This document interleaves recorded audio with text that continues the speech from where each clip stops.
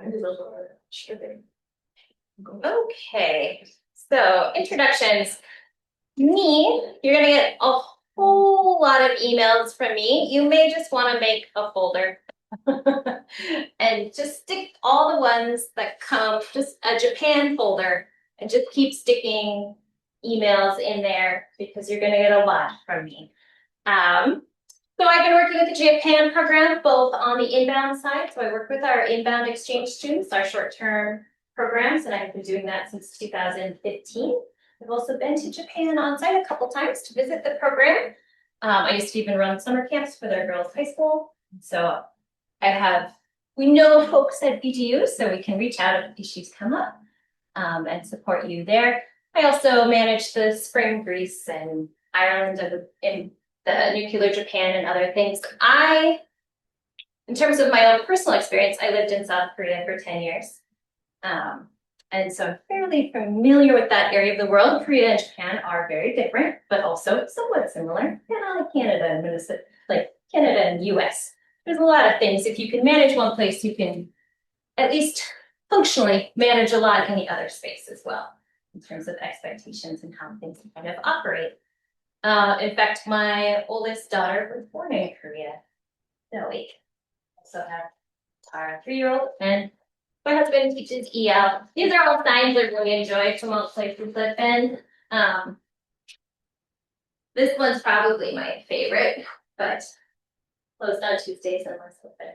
It was a Tuesday, it was open, it was great. It was in South Africa. But then the other one, I Chocolate You, that was out of China.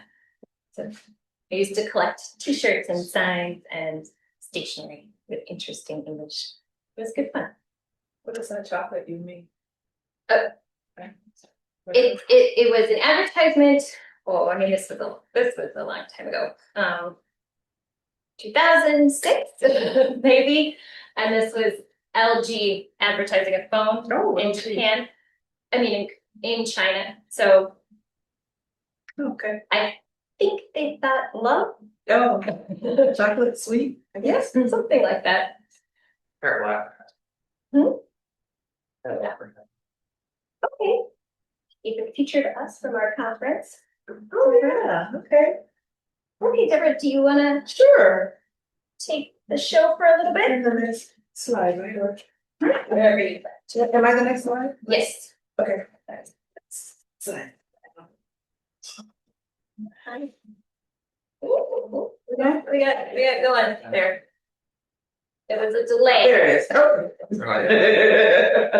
It's going too fast. Okay. There we go. Okay. All right. As you know, Professor Fimbleton, Deborah Fimbleton. I feel free to call me Deborah. You can call me Dr. D. Some students have given me a nickname now, Dr. Deb. So I'm fine with that. I have a great love of Asia. I've only been through Japan. I haven't spent an extended amount of time there, but I have spent an extended amount of time in Asia. I do enjoy traveling the world. I've been to 20-some countries, and I was formerly the director of our Asian Studies program when it was alive and well. But there are some pictures of some of my trips to Asia. Of course, going to China, you got to go to the Great Wall. India, Thailand, that's where I've gone most of the time. I just discovered Vietnam a year ago this month, and I really enjoy Vietnam. So there's some other Asian countries I hope to visit, and I'm so excited about going to Japan. I've got several really good friends there that we've been friends for many years.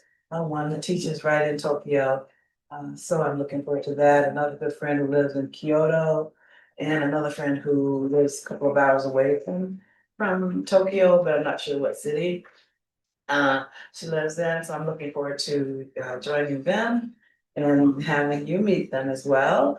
We also have a former alum that is looking forward to introducing you to some of the highlights of Japan as well. So it'll be quite an exploration for all of us, those of you who have taken a couple of semesters of Japanese are far ahead as far as your language because I don't speak Japanese, but Google Translate is my friend. Which is how I discovered the event tomorrow night called Cowboy Bebop. And I think I sent you, I never heard of that before. And I saw that it was written in Japanese. So I used my phone to interpret what that meant. It said Cowboy Bebop. And that's how I discovered it. So I made lots of friends in China using Google Translate. Any questions for me? Oh, and I've taken students to China and Thailand and Bahamas. So I've taken students a few places internationally. Okay. You can jump into with me on expectations. So, Let you. Okay. okay. Do you want me to? It's Okay. okay. We can go back there. All right, I'll bring it up on my computer too. See a typo. And that sign-in sheet's going around. I'll take it whenever it's done.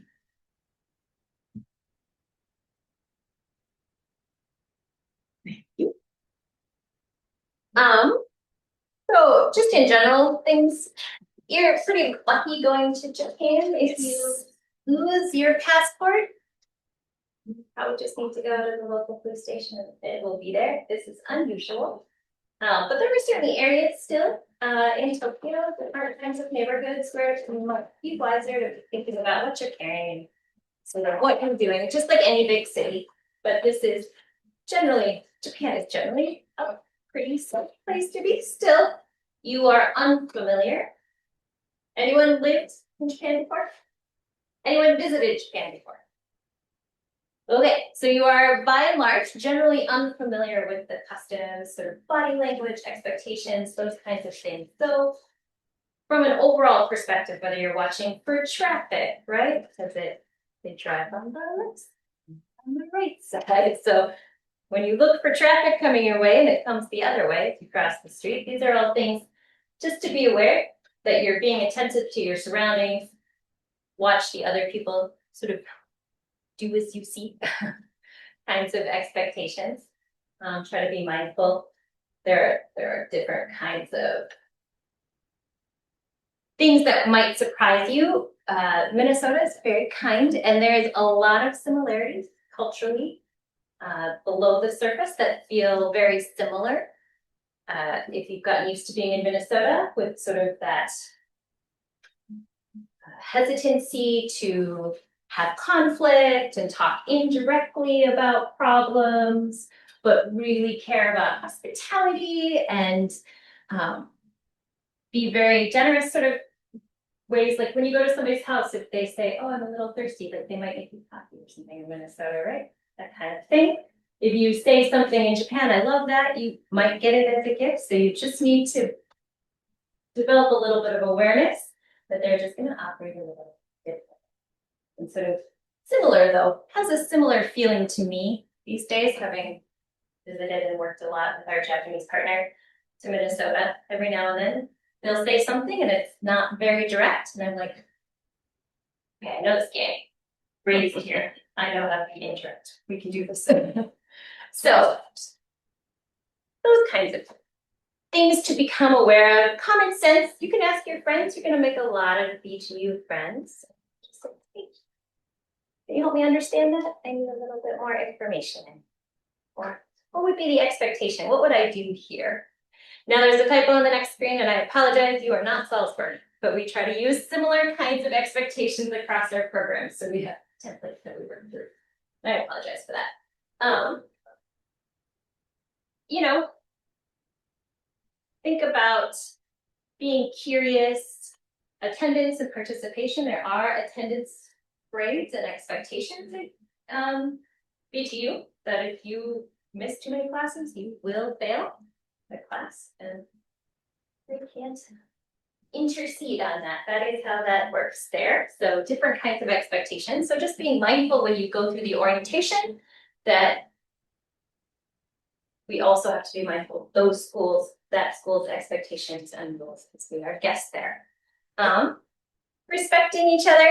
There are things you will notice. The faculty in Japan might use a microphone. They probably won't be, probably might not leave this spot.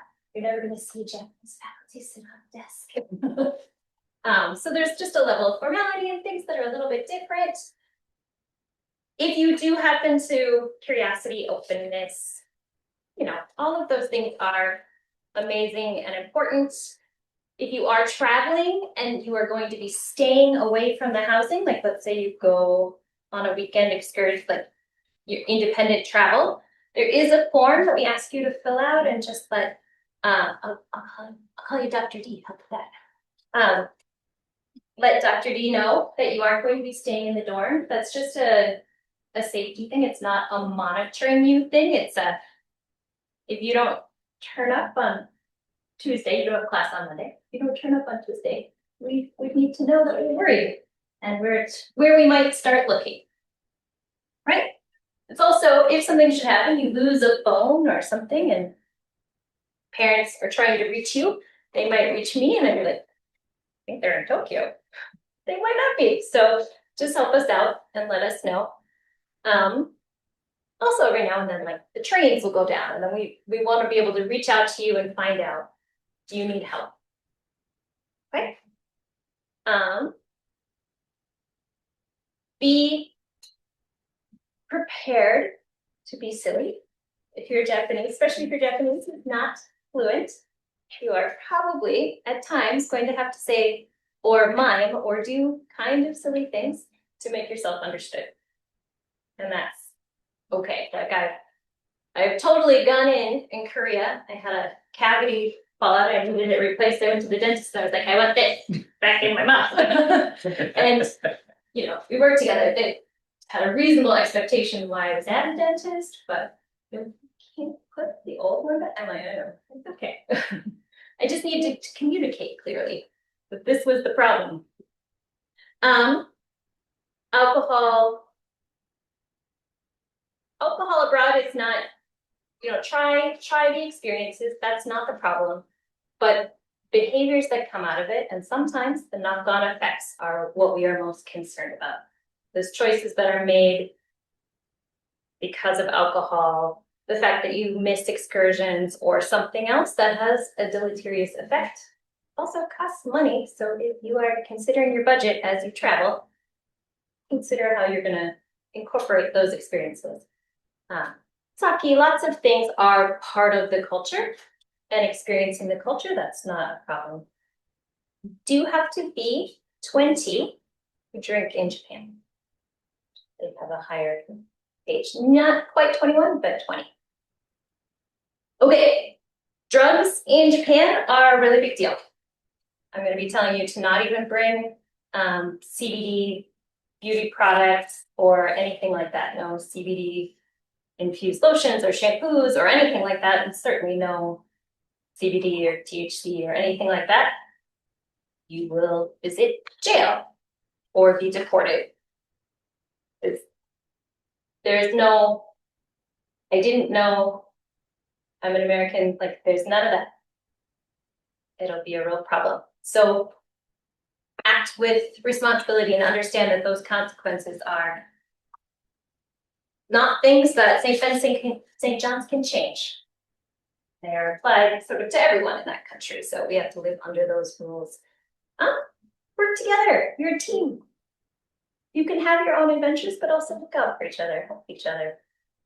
You're in it together. And mistakes, we make mistakes. When I used to teach English in Korea, I always said the only person not making a mistake, and they probably are, maybe misunderstanding, is the person not talking. So we all make mistakes. I'm gonna continue to make them too. I don't know. I still make mistakes after you. Occasionally. Okay, the schedule. And this was in that email acceptance that came out. So Japan, some of it, I want to say this. This is a schedule. It may change. That's how I want to say that. So there is a bit more flexibility. Some of the things that we know that are hard and fast is that early excursion to Hiroshima, Kyoto, and Nara. We also know about the Fuji trip, absolutely, the national holidays. Some of the other things might flex a little. If the schedule changes, yes. Is September 1st the earliest we can? September 1st is the earliest you can get into the housing. If you choose to arrive earlier, you can, but you have to make your own housing arrangements. So that's totally, too frequently have students who go early, but then you do have to find your own place to stay. Could you provide the name of that, the one place where you all stayed, though, Yes, that's close? I will pull up that one. Okay. That's your birthday. I'll pull up a screenshot of it again. Yes. Okay, so everyone was asking about light. So, and I realized it says 2025. I thought I had done all my checks, but Salzburg in 2025 skated through. 2026. Right? Yes. Okay. Been a long weekend already. So you can arrive September 1st between 10 a.m. and 5 p.m. The best place to arrive is in the Tokyo airport, Haneda, rather than Narita. It's closer if more of you arrive there. That's a bit easier. If you do find a flight that you want to take to Narita, it's a little bit better. We can talk about that. Generally, what happens is our partners send students from BGU to meet you at the airport to help you navigate. So they help you get from the airport to the accommodations. You will be taking public transportation. So any of those bags, you might be on stairs a little bit. It'll be warm and you might be walking. So give it some consideration about how you're going to move all of the things you're bringing with you through those spaces. Okay? They will be there to help, but they're honestly very good. I may not be understanding, so, flight would arrive in, book a flight that arrives in, Yeah, between 10 a.m. and 5 p.m. no, I mean locations, Haneda, and how far is Haneda from Narita? Narita, Narita, you have to catch a shuttle that will take you into Tokyo. Narita is outside of Tokyo. Oh, okay, so So you Haneda can is get, you closer. can get Haneda is closer. Say that again? The Tokyo airport, Oh, Haneda okay, is closer. You okay, can take the subway. okay, From Narita, you have to take a shuttle okay, into Ueno and then get from Ueno okay, to so you the recommend school. Haneda? I do. How many people are going to be flying from Minneapolis? Okay, there is a direct flight from Minneapolis to Haneda that is reasonably affordable most of the time, and that makes life really easy. So, this is my recommendation. It's just one straight shot. You don't have to worry about bags. You don't have to worry about missing a connection. Any of those things. That's my recommendation for that flight. You will have to leave. Right, you're going to lose a day as you go, so you're going to have to leave August 31st to get there September 1st. When you come home, you might come back. You might land before you left Japan on the time because you gained a day back. But going, you need to leave on the 31st to make it there by September 1st. Okay, questions about this? Yes. I was wondering, are we gonna have like a ESL person to teach us the norms and the cultural norms and stuff, and how we should take the subway, look out for stuff? So the BGU, the Bunkyo Gakuen, another student will meet you at the airport, and they'll meet you and help you get your subway card all set up, and then they will help you navigate the subway system and the public transportation and get you to the dorms. So they'll just be there like for that one day? Like, Yeah. okay. They're gonna time it for the time that we all arrive. So if we all arrive on the same flight, we make their life super easy. We don't have to, but it's totally up to you as individuals to travel. If you are already in Japan, then we would talk about a predetermined meeting point for them. So, depending on where you are. But you would need to arrange transportation to whatever accommodations you set up for on your own. And then I know in the past that sometimes students who have done that have gone back to the airport, depending on where they stayed and met with the group. Otherwise, there are easy landmarks, like Tokyo Gakuen is just down the road from Tokyo University, which is a huge school, kind of like the U of N, so it's easy to set meeting points that way. Or there's a subway station right outside of Tokyo Gakuen that's called Tokyo University Stop, Torai. So it's easy to meet up. That won't be tricky, but we do need to. We'll talk when that time comes. Also, the course that I teach incorporates cultural norms. There's a website that we'll be using. Some of that comes in your other classes as well throughout. Like that's part of the curriculum that you're taking in those classes is to teach some of those cultural norms. We do have, there's a St. Ben's and a St. John's alum who live in the dorms and help support the program. They're office assistants and they do some tutoring and things like that. So Claire has been there a year now, almost, and she studied abroad in Ireland, and then Landon is just going there, and he was in Tokyo in 2024 for this fall semester. So they know sort of the experience of arriving in Japan and all of those pieces, and they can also help do a lot of navigating cultural expectations. And because they're sort of living outside of it, you can also be like, oh, what's up with that? I feel like everybody made funny faces when I said that. What was that about?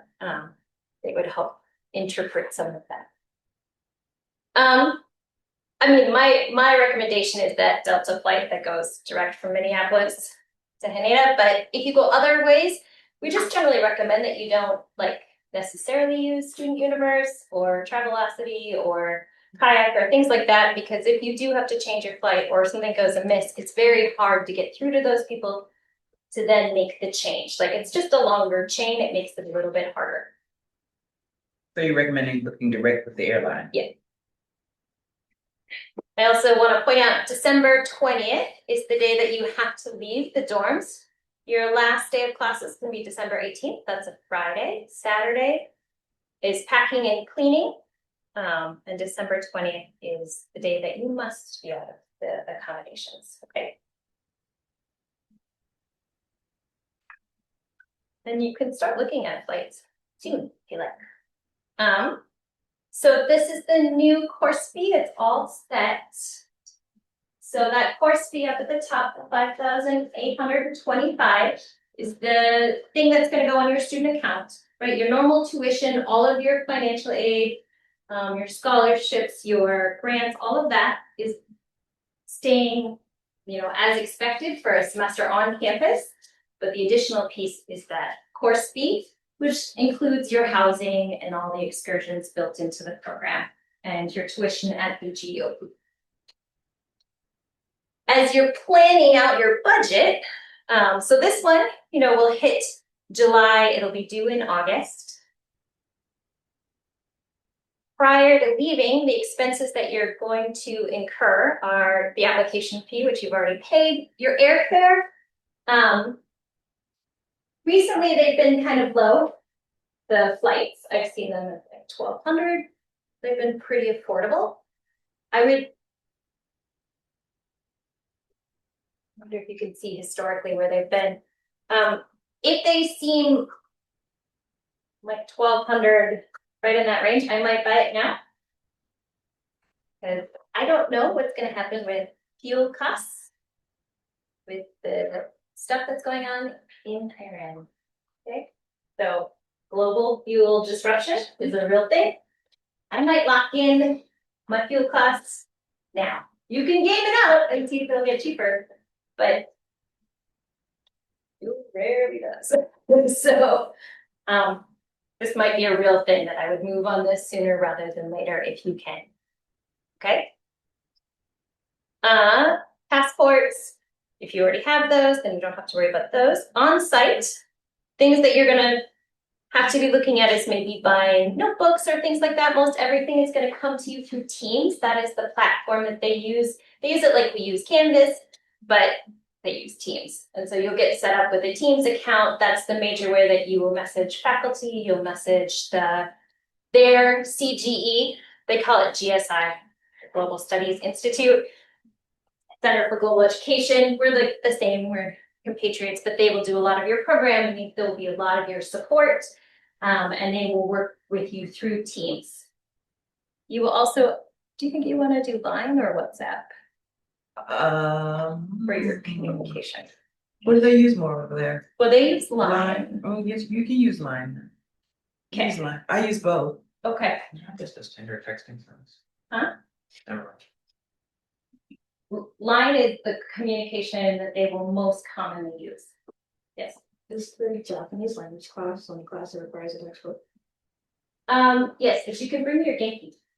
So it's a continuation. I'll be sending out the message on that. That's the textbook. So everyone will need, if you don't have a Genki textbook, I'll be sending out information about that. It's cheaper to buy it here than it is there. So buy it here and that. If you already have one and it's a continuation, I'll let you know and you just bring it with you. Otherwise, all the rest of them are digital. You would just be able to download or read them through Teams. So those are those kinds of expenses. You are going to have access to a kitchen in the dorms, and the kitchens will have cooking equipment. Now, I'm not saying you can do gourmet things, but they'll have rice cookers, knives, pots, pans, dishes, all of that.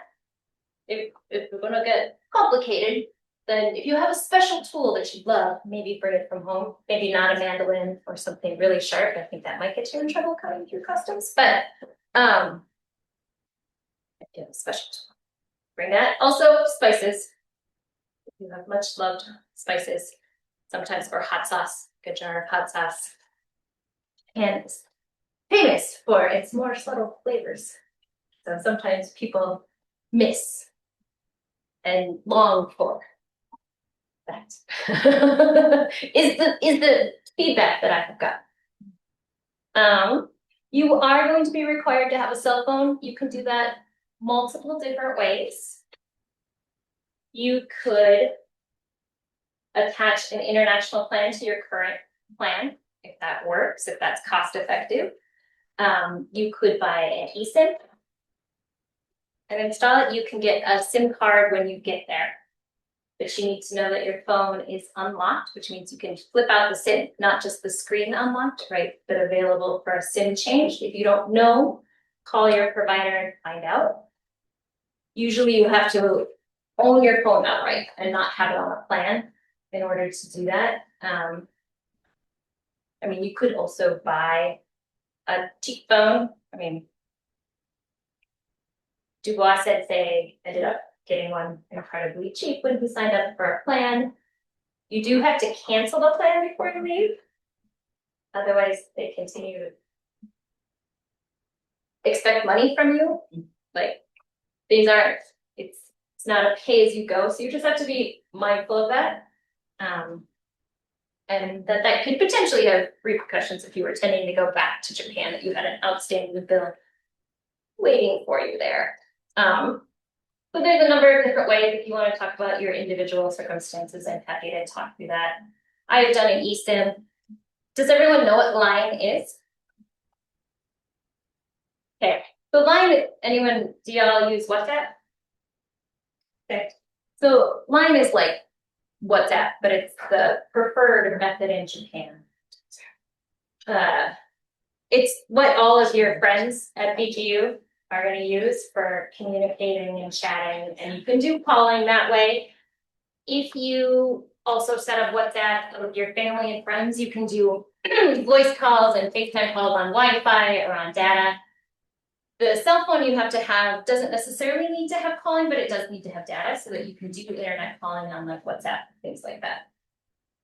Okay, I do find WhatsApp is slightly friendlier than than line, but line is the preferred method. I now,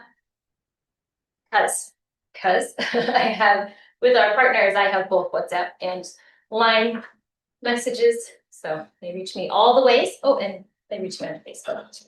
And it's only, it uses the internet. Yeah. For Or data, yeah. a data for cloud. Wi-Fi or data. It tends to be a little bit more affordable, but if you want people to be able to call you or set up particular reservations if you're traveling or things like that, having a Japanese number is handy.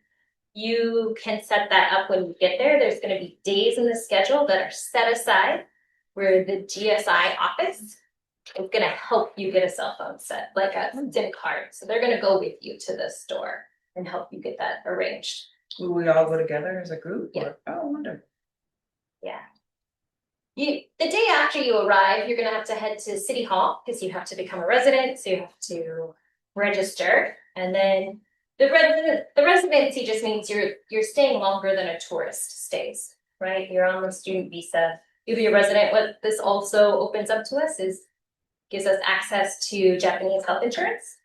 So you will be running 2 health insurance. You'll be running an international health insurance through us that can support, but also the Japanese local health insurance, which makes it easier if you need to visit a doctor or things like that. So we have access to all of that while you're there.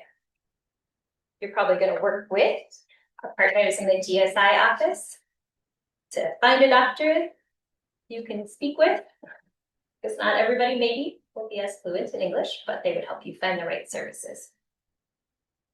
And then personal miscellaneous. If you're a big shopper, if you're a big foodie, budget higher. If you want to do a lot of traveling,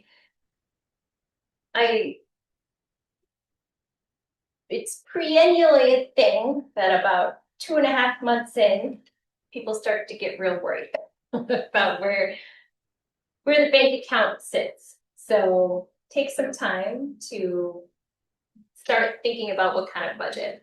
Think about what you have overall to spend, how much you can spend a month or a week or things like that, understanding that some days may be bigger and some days may be smaller, right? If you are eating at the konbinis, which is the convenience stores like 7-Eleven, you can eat for pretty decently. Like it's pretty cheap and it's not bad and it's decently healthy. That's one of my first stops after jet. Go get myself a onigiri. But if you're gonna eat sushi or some of the other things, then find the price is gonna go up a little bit. Japan is both the extremes. You can do really affordable eating in like convenience stores and some of the family restaurants, and you can also really spend a lot of money. So just thinking about budgeting that way. Okay, if I've sent out links to the cancellation policy. It's based on the number of days out, about whether there's the cancellation fee.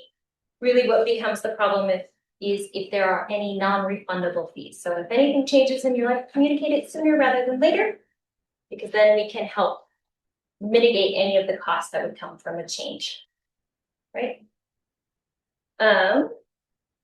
The only time that anyone is removed from a program is if they're on academic probation or disciplinary probation. So you cannot be abroad on a program. That's the flat line. Okay. There are some scholarships that are coming up. There's the Bridging Scholarship. Maybe I think it's actually in March though now, isn't it? Anyone looked recently? I had made all these notes. March and Freeman. No, that's March 15th. No, April. I remember. Mondale, the application's open, but it's not due till June. And then there's another one down there called Tanaka Green. I'll be sending out a list with all of those as well. So I'll make sure that all the links are in this follow-up email so that you can just click on them and go through them. So there's a number and we do fairly decently with scholarships. Okay. Questions? This is all the really exciting bit.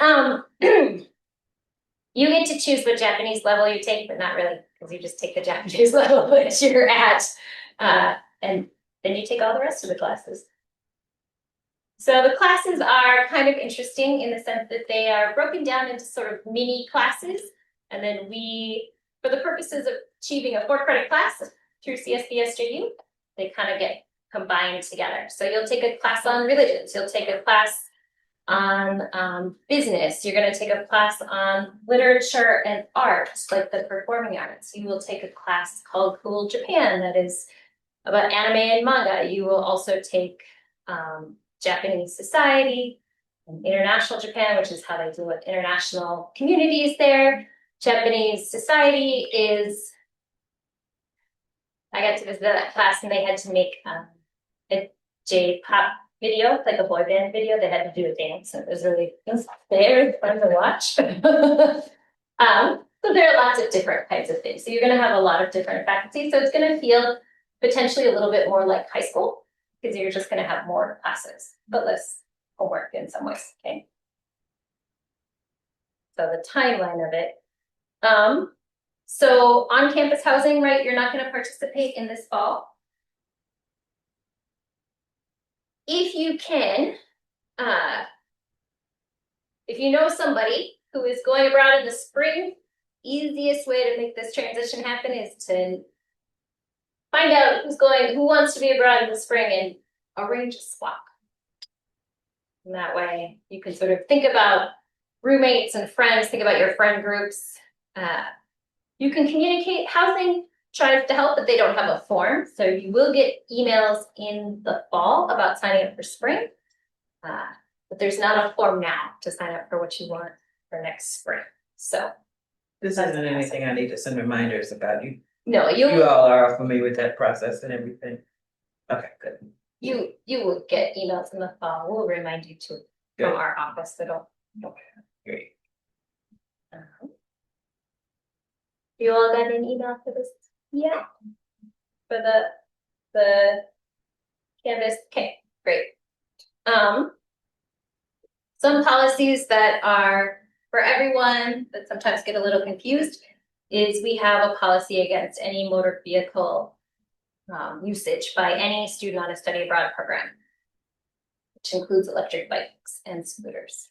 Okay, if you're lucky, Japan has amazing rail systems, amazing buses.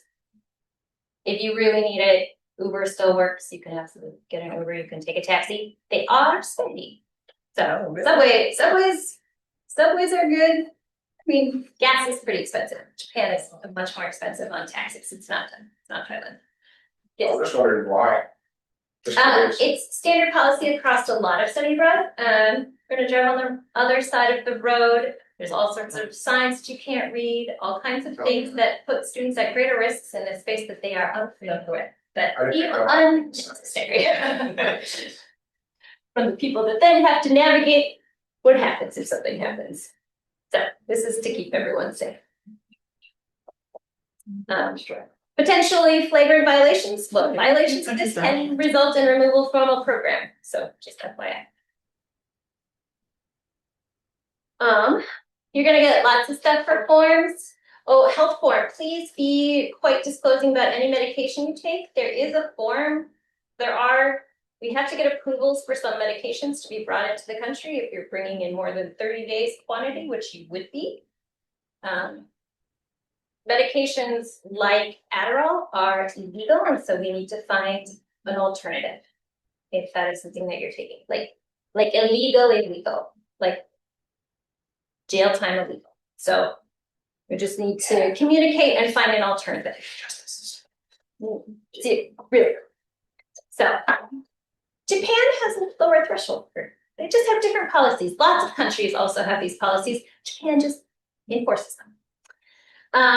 So the visa process for Japan, if you're lucky, it's cheap. It's really, really cheap. Most of it can be done easily through my office with me helping you, but we need to start real early. So you're gonna have to be submitting, and I'll be sending you an email with all kinds of examples and instructions. We're gonna start collecting things March 29th. it's a multi-step process. So I have to send all of this documentation to Japan. They go to their immigration and they get like a pre-approval. That's called a COE. And that can take up to 8 weeks, like a black box. It goes in and we know nothing. And then it comes out when it comes out. And we can't, there's no expedited service. So that's why this is kind of critical that we keep on it, because it can vary how long it takes. Then when the COEs come back, then I have your passports, because before you leave campus, I will be collecting passports. I have your passport, and you will have filled out the visa application, and I send your passport and your visa application off to Chicago. Favorite consulate of all consulates I've ever worked with. They're so nice. They answer questions. They answer the phone. Lovely. And they will take about 2 weeks. They will send it back to me. Then I will have, at that point, collected the address where you would like me to send your passport if you are not around to pick it up. And I will send your passport to you on FedEx. Be notified. It can take through July. So please expect by the beginning of July. If you need it, if you need a passport before then, there are options. You should come talk to me. Okay. There are multiple steps. There is a COE application. We need passports. I need 2 passport photos. You can go to the St. Joe post office. You can go to Walgreens to get them done. You are going to have to visit the health center. So this is one that you would need to move on soon. They are familiar with this form. You are already paying for health services. Just go ahead and use the health services on campus. That's the fastest way. They basically just have to sign off that like you're not a public health threat. Right? It is not uncommon. This is not the only country that requires. So, then your parents need to sign a financial affidavit of support. It's a standard form. It'll be in there. It's a signature by a parent. If that is a challenge, please let me know and we'll talk about it. We can receive high quality scans. It's supposed to be original. If we get a really good scan, we can make it work. Okay. This is kind of what the COE looks like. So when you get it from me, it will have a list of all the different ways to fill it out with highlights, and then you'll get a blank fillable copy. So, this one is then the visa application. There's the COE. Once we get the COE back, then I will need your passport. I need your passport before you can do the COE because I need a copy of your passport. I don't need to send your passport to Japan, but I need a copy of your passports. We cannot complete the COE process till we have passports. Then I will also collect your passport. You will complete the visa application. Super easy, super easy. I send you a copy. You just have to fill in your own personal information and release of liability. Things that we do is we write letters, we get your official transcripts, we send out the insurance, we do all of the postage for things going back and forth through my office. You will meet with me individually to go through these processes to make sure that it is accurate so we can get it done the first time. Okay. I'll send out this because the one other piece that I want to point out is this summer. This is the medical certificate. So if there's any medications that we have to get through to push through with getting approved to import more than 30 days of medication, it's a pretty simple process. There's an application you have to fill out. I can help you with that. There's a pre-arrival piece that we have to fill out. I will be sending out a guide on how to do that. So I do all the things and then send you copies of exactly what to do. Okay. So that is always the goal, to make it fairly easy. We've talked a lot about Japan. It's a really safe place. We recommend that you enroll for the Smart Traveler. I'll send out a link to this. This means that the embassy will send you emails and will also know that you're in the country. Should there be weather or an earthquake, you're going to experience an earthquake. Most of them are not big, but you will feel an earthquake because you will be in Japan long enough to feel an earthquake. They just happen. Pretty commonly there, but they would send out messages, they would know to support you if you needed any support, so it's good to get enrolled in the system. So I get regular messages if anything's happening. They also, you will be there in the fall if you choose to vote, they will also send out voting information and help with that. So preparing for travel, things to leave at home may seem fairly evident, but knives are interpreted differently in different countries. I know a lot of people, right? It's not uncommon to have like a Leatherman or a pocket knife or something you might have, especially if you're living in this area. Leave them at home. Mace and pepper spray are not allowed. Things like hair dryers, that seems funny, but the voltage is going to be, actually the voltage is okay. You're going to be okay, but you need a different plug. You need a different plug. Be sure to pack, obviously, passports, your cell phone, full supply of medications. Whenever possible, travel with all of it. Shipping it in can be really problematic. It can go awry. Getting it replaced in Japan can mean a lengthy process in terms of you have to see a doctor to get the prescription to do the thing. So it is better if you can bring a full semester supply with you. If you need a letter from me for your insurance or things like that, I can absolutely help with that. Think about bringing a credit card, bring a Visa or a MasterCard. Do not bring a Discover card or things like that. They don't work as well. American Express doesn't work as well. So think about what your fees are going to be. Call your companies. Let them know that you're traveling. American Express isn't. It's not. I would say Visa and MasterCard are your best bets for consistent, regular access. Yeah. Cash. Huh? Our supply of cash. Yeah, you can. Well, I mean, you'll have access to ATMs, so that's maybe I would recommend maybe taking out, not necessarily exchanging cash here for much Japanese. You'll get a better rate in Japan. So going with it, being prepared to take it out at an ATM. Do I know what the rate is? I don't know what the rate is at this moment, and it will change. I mean, you're probably going to want to get an app on your phone. I have multiple currency converter apps that I can talk about on your phone, on my phone right now that I compare, and you can just type in, switch between and type it in. Take a look that way. That's the best way. You kind of get a feeling for what things cost.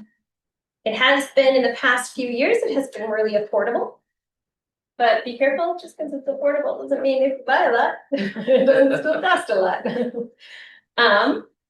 You might want to have a portable charger. You're going to be out and about a lot. So if your phone is starting to die and you're using that for maps, or if you say happen to put your subway pass on your phone, which is something you can do. If your phone does, you have an issue. You can buy it at the subway. You can buy a phone ticket. That's not hard. But if you were hoping to use your pass, okay. Common sense, partnership, curiosity, adventure, amazing. And we will pause here for just a moment and have. How heavy of a coat? Okay. We'll ask Okay. these lovely people when we get there, what they packed and what they felt they needed at the end versus the beginning. Okay. So we'll pause. We'll take just like a 10-minute break-ish. Okay. Come back. Grab a snack. Grab a snack, use the restroom. Maybe I'll pull up. Get together sooner. Yeah, beach trips are definitely not half photo. We were definitely. No.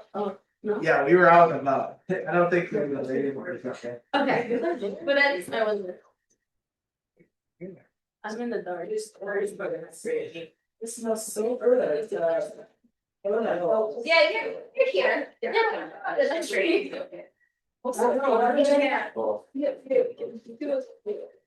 If committee teacher if you want. Yes, but. I'm gonna take these share.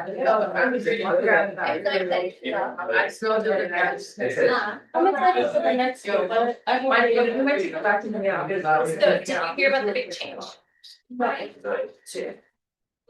Change in her attention to us about, so the big change is that the.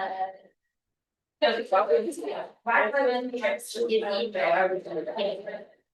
Oh, really? Someone has to leave it. Schedule is adjusted. Classes, they now start classes at the same time as you, so arriving at the first. And going to the 11th. I know that's. They're like, consider your eyes. They're not. Full semester where it's not gonna be my element and I'm not actively progressing. So much bigger. Yeah. It's not taking a single class. They're Gotta think about going to. gonna arrive September 1st, then they do like resident card, SIM card, and then they're gonna do the excursion to Kyoto. Hiroshima, Nara. So that's. And they have an opening ceremony day, another art day, or big whatever, and then start to meet for South Korea. And then they start classes. What is it? I don't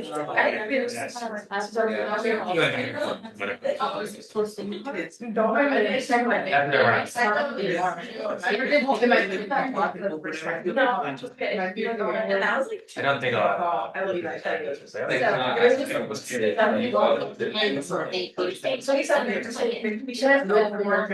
Aligned. Is there They a change like the people who go along with us?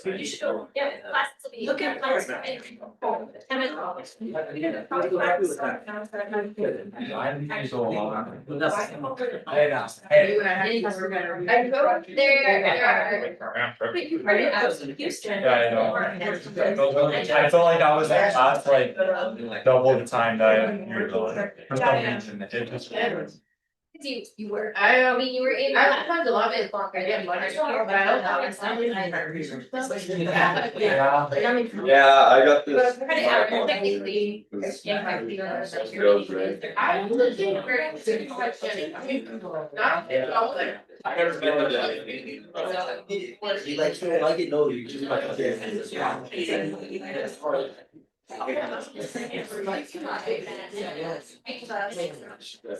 Don't wanna come in, so we are. Just like. Yeah. What do you reckon? It's been a long time. You used to always have to come in here every holiday. yeah. Just so you know, I'll be lining up the student. Do you want some? It's again.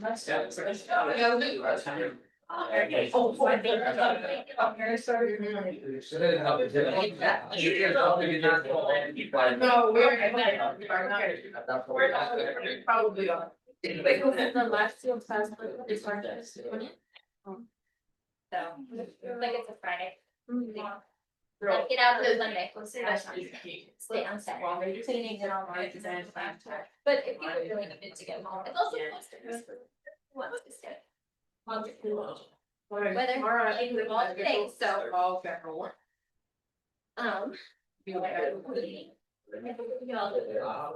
It's a little easier to eat.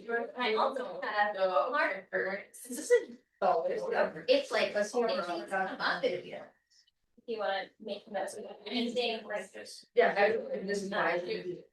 that you think were it would be important to know, or here's where they're that you were using that were like critical. Cool room, let's see why it's your favorite. Oh, but I gotta have that, I can. They're going back. The wall and a half. Experts. Yes. Yeah, the 1,000 areas. I know, right? You know. So if I had a neighbor, it's not that, that's.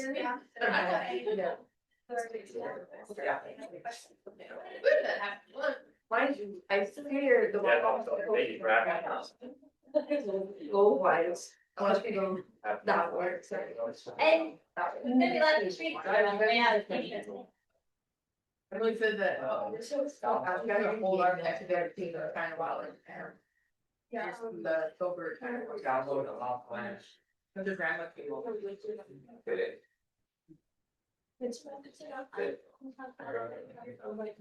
Yes, I love. I haven't done that work at my gym now. What's that? A lot later, so I haven't had it yet. Oh, I'm sorry. I think I'll go find out. The conversation. Yeah. Thank you, or separately. Calculator. It's saying it's. Yeah, it's like, I don't think it's too far, but I lost her. I want to, okay, that's so. Processing time then, but it's fast. Okay, so it'll. I just, Yeah. it's like, I do that for people, sometimes like, they'll me that we're on. Yeah. And then we're like, whenever you want. Like, I'm not having data. So I want here. On special. 2 weeks ago. Right. Oh, I will be sending you. Okay, so I got it. But There's. I asked you. They gave you one for, so they told me, because I didn't take the girl. So they give you, they probably didn't go there. No, I did not get that. So we get it then. So I will send you the apple.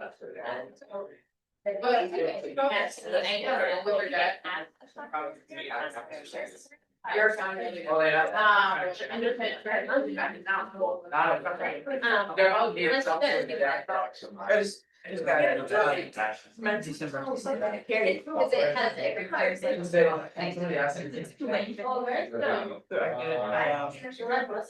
Okay, this is. Yeah, Oh, the the debit card. the debit card, that's another, Yeah, I've never had that.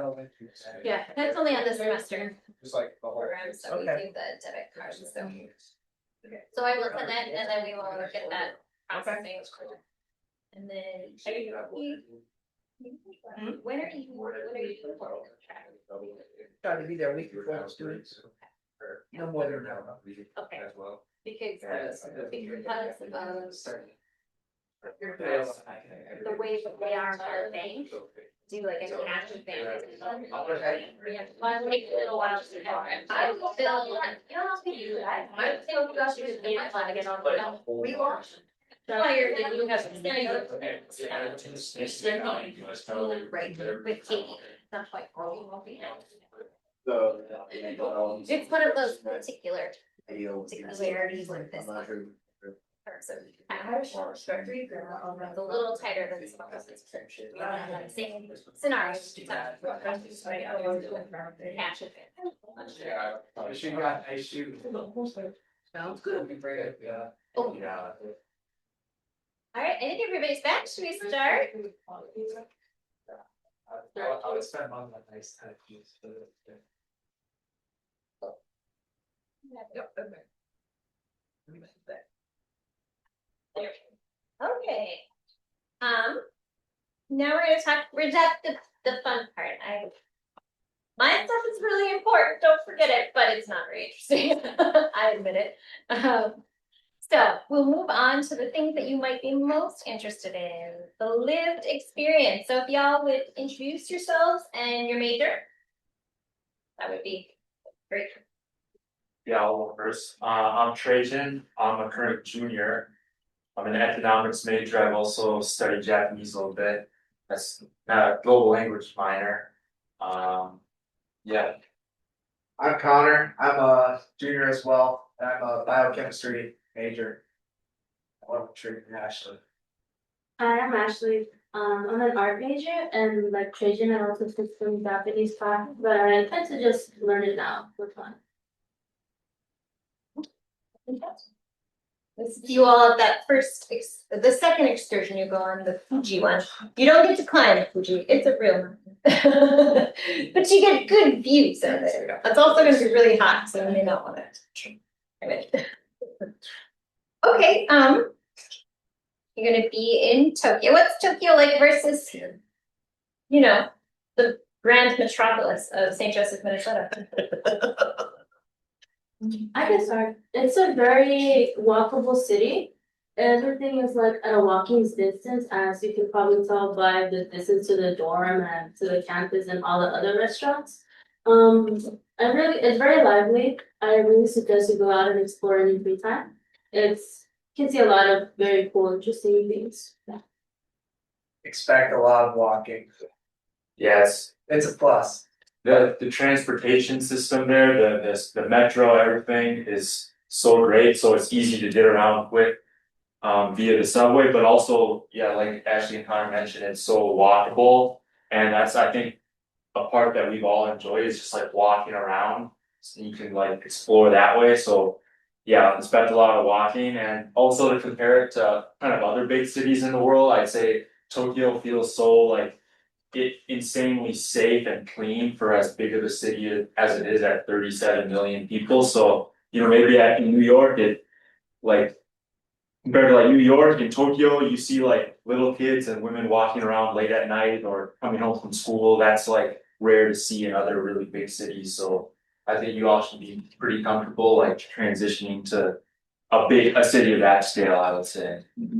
How many steps do you think you did a day? Oh, On a school day, like if I didn't do anything, but like I just hung out with people at a restaurant or whatever that did homework, I'd say like you do like 4,000 to 5,000, but like on weekends, you're definitely like, I had days where I did do like 18,000 steps in a single day to 20,000 on one. My average is like 14,000 over 6 months. yeah, so it just depends where you want to go, like if you want to go to a museum, a flea market, supermarket, either a specific place. But like Trajan was saying too about how it's very clean. I don't know if it was mentioned before, but there's due to something that happened in the past, there's very little public trash cans. So if you're gonna have trash, make sure you have something to hold on to that, because it'll be hours before you see a trash can or if you go into a public facility. So be mindful of that if you don't wanna be carrying around stuff in your hand. And I actually kind of have another tip, I guess we'll maybe have it like session at the end, but I'll add it now, like. I brought over not only like my school backpack, which is like a little bulkier, but like also like a really kind of like light, smaller backpack. And I would wear that around, like if I'm going out shopping or like on an excursion or something. That way, if I have trash or I buy something, I don't have to hold like a plastic bag around. Or I can put something little in there and it's just really light, versus if you have a really thick sturdy backpack, you're kind of walking around like that, so. I would recommend having kind of like maybe your school bag, but also like a bag you can almost like fold down, like something really lightweight, because that's like Ashley said, go do something else. There's no trash and it's nice to have something. I like being able to just have a backpack on. So how would you scale it? Like this big, like this big? I don't know, just like Yeah. a little bit smaller than your average like school backpack, or even. Some people brought like a fanny pack or they've got like a purse or a tote bag, but I just like, I don't know, like a small Jansport bag or something, I would say. I like having the shoulder straps in the backpack. Yeah.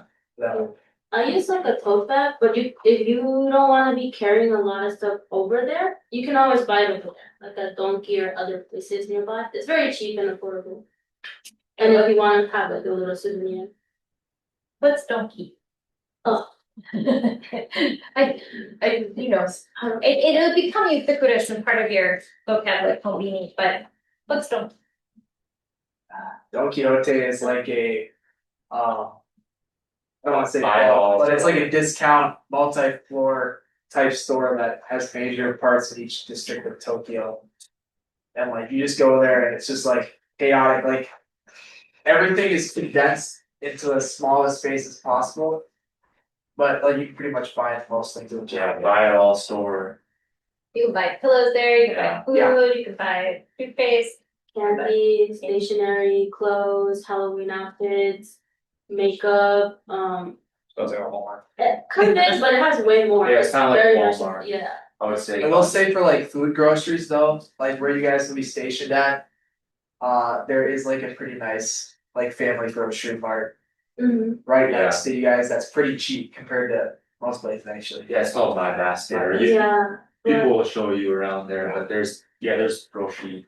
there's another options and one stuff. that's, if you ask around the Japanese students and the staff will know, there's like a McDonald's and like a curry place, but if you take a right, there's a bigger one, which is cheaper and it has way more variety of things if you don't wanna keep buying the same thing. But like they were saying, the My Basket, is the thing that's closest to campus, so if you just wanna get a quick snack. It's literally across the street, like. Yeah, no, I don't get there at all. Yeah, and the Downey's open like 24/7, at least there's one like 15-16 minute walk away from our dorm. That you could walk to even at like midnight, the day before you leave, and you like a suitcase. That sounds like a lived experience. No, yeah, well, actually, I went there, no, I didn't buy a suitcase, but I needed like some souvenirs for like my friends and stuff, so I went there and I bought like 20 of the exact same kind of like candies or something, so. I would, if you're going souvenir hunting, maybe don't go to Donkey, it's like a land resort. Yeah, but it's Hey, bro. Candy's good, but like for like little tchotchkes type stuff, it's like, Yeah, okay. you're gonna be paying a little bit of a premium actually. Very cool. And I feel like Connor did a good job, he like, since like the first like couple of weeks was souvenir hunting, so if you, especially for that stuff for like your parents or like, you know. It's nice to try to like keep that on your mind the whole trip, so at the end you don't have to like, you know. Go get it all at once. Yeah, cause like people, they do, the pricing is so weird, cause like, I'll get something for like 900 yen. And for like a little collectible thing, and then at a different place, it would have been like 2,700 yen, so you can kind of. Wager yourself a little bit.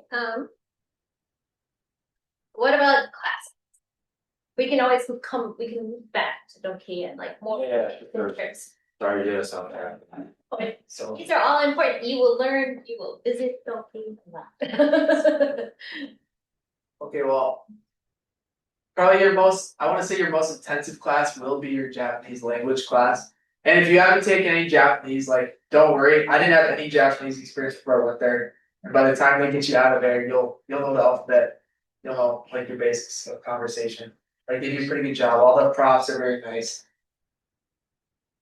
It is the one class that you have multiple Yes, it's, times a week, so. yeah, otherwise like the other classes, yeah, they'll usually be like a one time a week. And the homework is very light for the most part. I'd say most of the work is near the end of the semester where they start putting it into group projects. I'd say almost every project was a group project. Yeah, so I would say like the last couple weeks of school, like honestly, yeah, that's probably not the time to like save. Like, don't expect to go on like all your excursions, do all your shopping then, because. You know, there's like 4 or 5 classes listed, but. It's actually like you take 7, 8 classes and a few, they're once a week, so they combine to make one, but we got like a group project in all of them, so it's kind of like. And that's kind of the nature of Japanese like education, like it's a little bit different where here like tests and exams are like pretty consistent and frequent throughout the semester, but there it's more like participation is critical, like that has a big weight on your grade, and then also like a final presentation. So we ended up having to do like 7 or 8 presentations the last week, or be like teach a class or something, so it just ends up being like quite a bit at the end for sure. So yeah, just keep that in mind that end will be a little bit busy for you guys. Yeah, definitely if you wanna be less busy and have a little time to do whatever else. For the group projects, definitely communicate well with your teammates, cause you're gonna. I'm not sure if it's gonna be similar, but you're gonna be with the other international students from other parts and they may have a different schedule than yours. They may be more integrated within like with the Japanese students. So you have to find a time to meet up with them. But besides that, I do agree with Trajan that the Japanese course is the most intensive course, but I mean, it makes sense. It's like, they're like teaching you how to actively communicate in the country. But it's very fun. They're very engaging.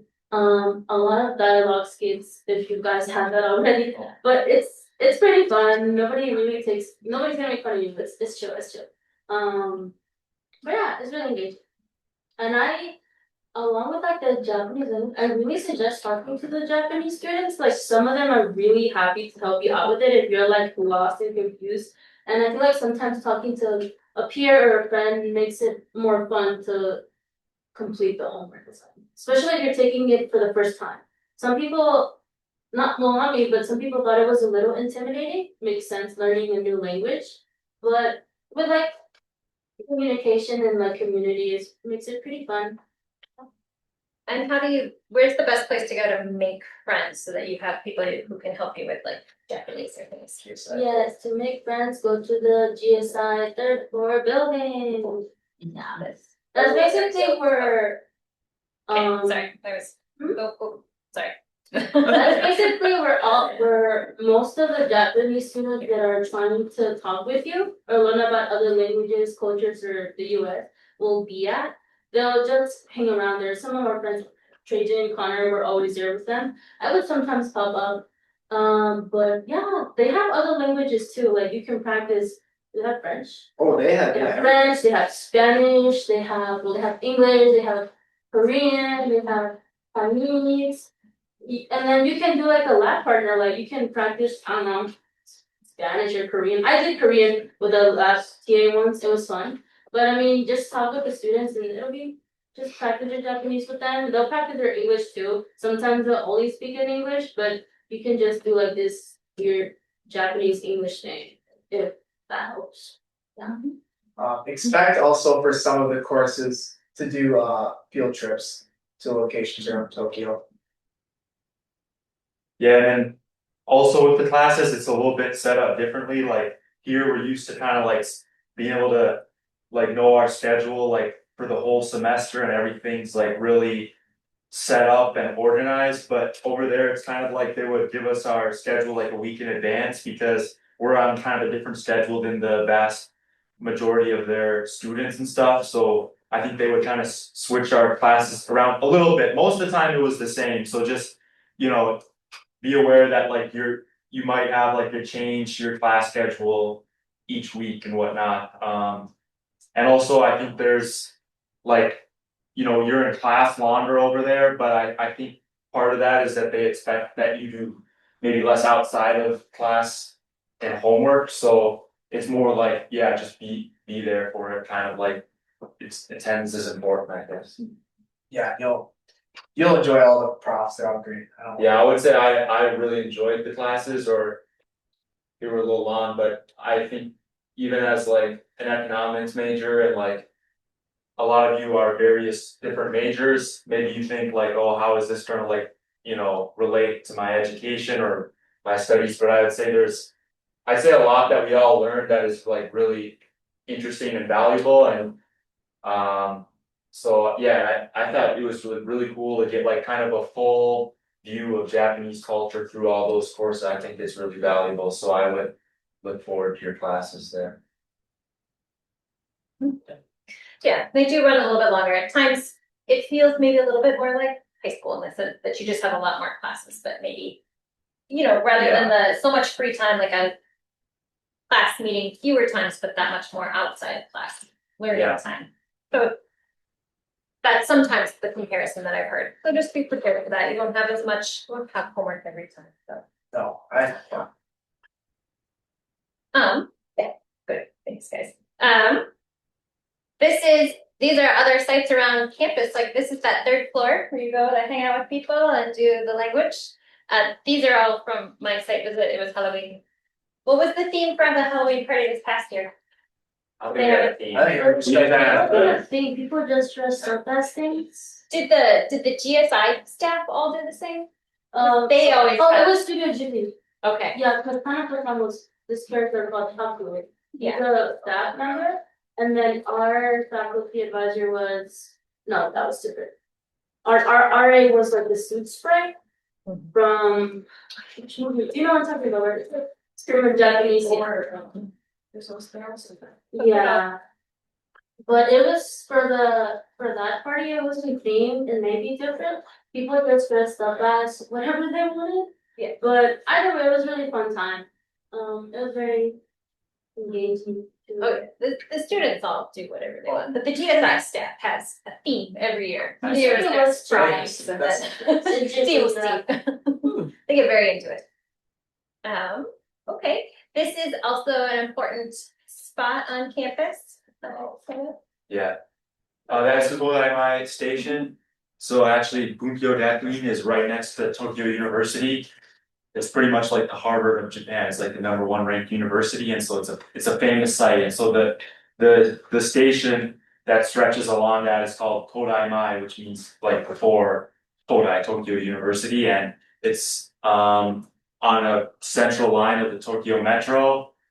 It's great because it's right in front of the university, and from your dorm, that's only about a 5-minute walk. So I would say on that line, you can get pretty much anywhere in Tokyo. You usually have to transfer maybe once, depending on where you go, but you can get like anywhere in the major city of Tokyo within like 30 minutes. So that's super convenient.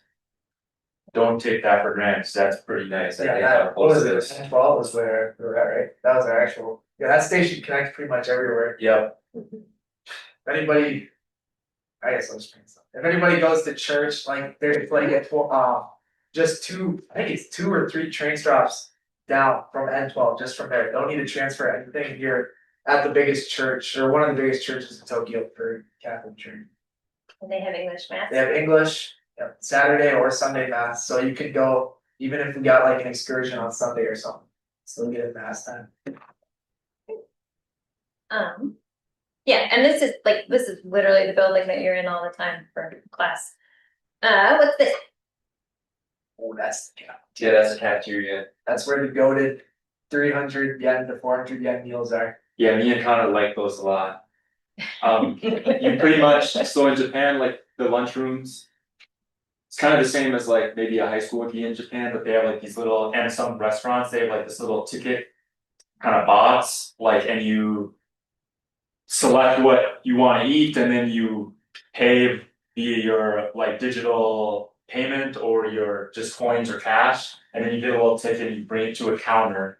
Now you gotta read some Japanese, so the faster, if you're starting Japanese, the faster you can learn those hiragana and katakana, the easier it's gonna be, or just of course, you can pull out your phone and translate it, take a picture, have, the Japanese students are always happy to help. But yeah, it only costs what, like 300 yen? It was like 350 yen for a bowl of noodle. Which is like $2.10, like pretty much 100 yen is 70 cents. you can So, yeah, like 300 yen is like $2, and you get a bowl of rice and some chicken, or you can get ramen, soba, mostly just Japanese food. They have a rotating like menu where they'll sometimes do like a pasta, and then they give you still like the Japanese traditional like miso soup and rice, and it's like, but I would say it's all like, I don't know about you actually, but me and Connor ate there like every day, because that was like kind of like a great way to save money in my opinion, like just eat at the cafeteria and you can talk with people. I met some, additional Japanese people just being there and stuff, so I recommend spending time in the cafeteria, it's fun. Yeah, I agree. I didn't go as often, I think, as Trajan and Connor, but when I did stop by, the first time my friends, the BGU students helped me a lot, because I was confused in where to take my ticket, where to grab the food and everything. Because they also have a system where you put the food back in specific places for the plates. But it's pretty easy to figure out. But it is very cheap. Like I loved curry, so I would always go to a curry restaurant, but the curry there was like, kind of also 300. Yeah, I think it's pretty solid there. Yeah, it was pretty good for the price, and then they also have like a little convenience store within the actual campus, so you can grab little snacks. But then you have the vending machine, you can get coffee, Coke, water with your Suica, which is the digital payment that you have. The campus will either give you a physical rate. You can get your own, or you can get it on an app, which I think it was mentioned before. I don't know. You can pay it with that too. You can scan. I would don't make the same mistake I did with the meals. Trajan only told me a little bit later, but like I was paying more than I had to because they have pricing for if you're a visitor to the campus versus if you're a student. I was paying more out of pocket. There's like, yeah, for like I should- visitors, it's like 30 yen more or something like that. 30 yen is like 100 yen more. Or maybe 100 yen more. It No, was no, 100, it was no, probably no, 100. no. I was thinking like 700 yen versus 400 yen for some of that stuff. Yeah, so there's like on top, there's like the same, there's like meals and then there's on the bottom, it's like a similar menu, but. Yeah, I mean. Yeah, so. You can have a Japanese person walk you through it or something like that too, I would just, If you again, wanna they'll be happy to help, or even in line, you can just ask someone too, so. People will help. So helpful, Japanese people are so helpful, so. I just did the currency exchange. 400 yen is $2.50 right now. We're lower. Okay, and that's only open for lunch though, right? Yeah, it Yeah. closes very later. And there is a coffee shop. on Oh, campus. yes. I never went to that once. Oh, No, you go. I didn't. I went a few times, I didn't have the food, but my friends would always get pasta, sometimes they have boba, they have pastry sometimes. And you can eat there, there's like a dining place next to it. There's a piano if you wanna play piano. But it's a good place where the other students, your friends may join, so you can just stay in that area. It's probably a little more expensive, but if you wanna try it out, feel free. I would say, yeah, they have addition to the cafeteria, the cafe, I think Ashley mentioned, but it's like a small, like convenience mart, like. Right within the school, and all those three options are kind of open just during like the middle of the day, like 11 to 2 or something like that, but yeah, you can get like. Drinks there, snacks, candies, like all the stuff you find at like. A 7-Eleven or just like a kind of like Quick Trip stuff or whatever, like you think here, but. Or they have better convenience stores outside of the school too. But I would also say like. Either bring a water bottle or plan to buy one over there because. You know, in Japan, they've got vending machines and convenient stores all over, but the problem is like. If, you know, you're relying on that to buy like your drinks, it's just gonna end up.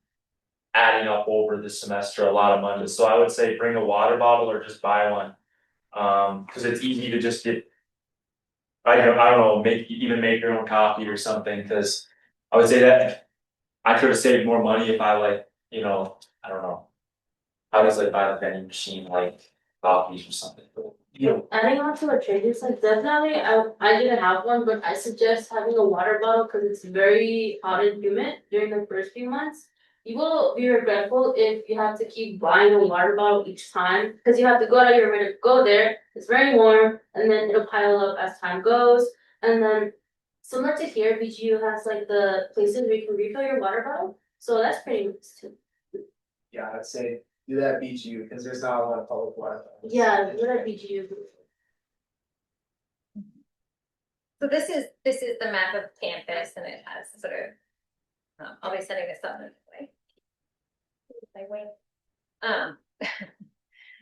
But there's this is the classroom, this is the building you're going to predominantly be in, and like the subway is right there.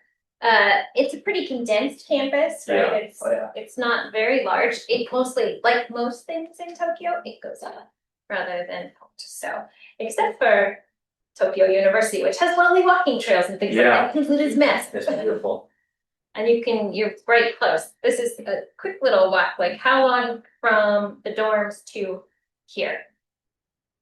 It's So like like 4 minutes, I would say, like it's like 4 or 5 Oh, minutes. to the door? Yeah. Yeah, No unless you're more. taking a scenic pace. Yeah, I mean, that's such a luxury to be able to just walk within 5 minutes, you know, a lot of students in Japan, you won't believe it, like they commute like over an hour just to go to like. University, or a lot of people live with their parents still in university, so yeah, we can just leave at like, we have class at 9:10. I just leave at like 9:03 or something like that, and. Yeah, end up taking the elevator up to like the 7th floor or something for class, so. Yeah, don't be late to class. You'll get some Yeah, flack from the teeth. yeah, they'll give you flack for it for sure, and they start to like, you know. Some teachers start to, you know, put some like measures in place, like discount. You see, I don't know. Yeah, some professors, not all of them, will call you out if you get late to class in the middle of lecture, so if you wanna avoid that, just get there on time. time expectations are very Yeah, different in Japan. They're very high over there. So it's a very on time culture. As people who've taken my class before, and my friends tell me that usually being on time is being early. So you don't have to be early, but just be there when the professor is in the class. That's something I haven't recommend. You have to be early, because if you're on time, if you're like class starts at 9:10 and you're there at 9:10, you're late. Yeah. Yeah. Yeah, I they get do, there like 9, 10 or They- you know, they- nine. Yeah, I know. Mark down. Yeah, they, you know, they would be, that's what I was trying to say earlier, like, they were like sticklers about, like. My friend come in like 30 seconds late, it's like, oh, you get like half. You're like half there or something for the day, or it's like. That wouldn't, that's not how it would be here, right? You probably, if you walked in like 30 seconds, and they're lenient for like a while, but if you. Keep showing up like a minute late, then they'll say like, next time you show up a minute late, like. You get docked or something, so. and they That's do, Japanese culture. Yeah, you will get a card, a university card, and this is how you'll take your attendance, so don't lose it, cause you'll smack against this machine and it'll clock you in for the class that you're going to. Yeah, and well, If you lose it, you gotta pay up, so. yeah, and then it's a whole process, cause then you have to tell the staff, and then the staff has to file out this paperwork, and it takes a lot of time. And basically what Connor said, if you lose it, it'll cost a bunch. I think somebody did in our cohort, it cost like 40 bucks. I wasn't sure. And it takes a few days to get back, so then you have to talk to your professors and email them like, oh, I don't have my attendance, but I'm just letting you know that appears. So highly suggest, like Connor said, don't lose your BGU green ID. or just like your wallet, it's like critical to just like not lose that, like, because in there you're gonna have like your insurance card. Your BGU card, obviously your money, like, you know, you don't have, yeah, your residence card, like all this important stuff. Like, in addition to just your money, so I would say like. I don't know, I even switched to like a little bit of bigger wallet because here I don't carry that much cash, but there. Their bills are a little bit bigger and it's, you kind of need to carry cash in Japan, cause they sometimes require. Restaurants take only cash and whatever, so. For me, like just even having a bigger wallet versus some like little slim one, like prevent me from losing it or something, so. Just don't lose it, just you gotta keep track. Japan is like the one place where if you do lose your Yeah. wallet, you actually might If get you it back, lose it- there's actually a good chance you get it back versus not. Like you could lose in like the. Like essentially like Times Square of like Tokyo, and it's like, there's there's a.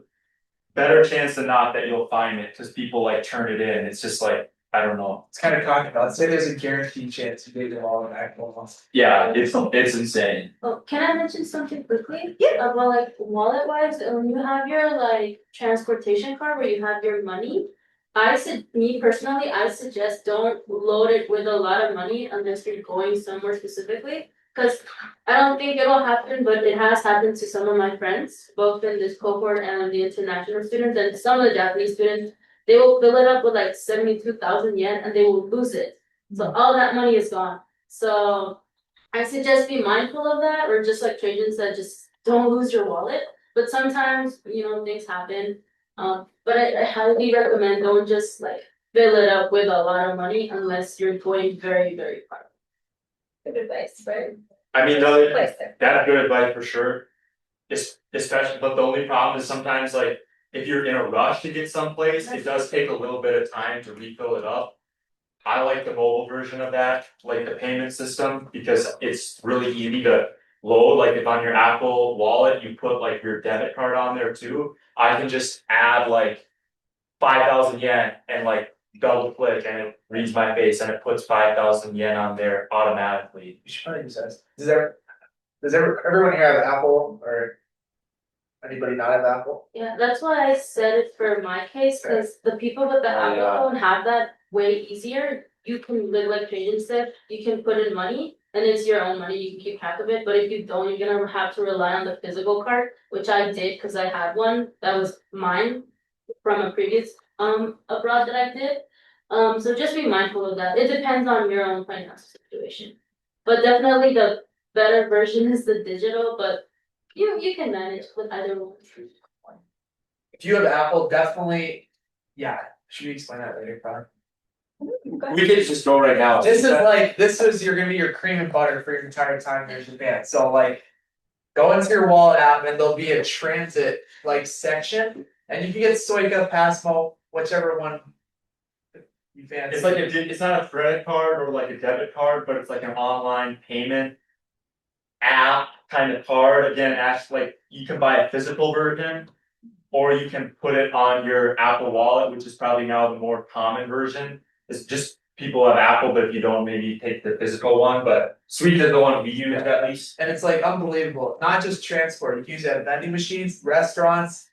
Conveni, Yeah, the school vending for the lunch tickets. if they're a major like retail or restaurant chain, they'll accept this one tap. And so you can basically, instead of like tracking how much paper money, how much do I have of this, you can just basically have most of your money here. Yeah, it's just like this on the phone, and you don't even have to turn on your phone when you go to the subway.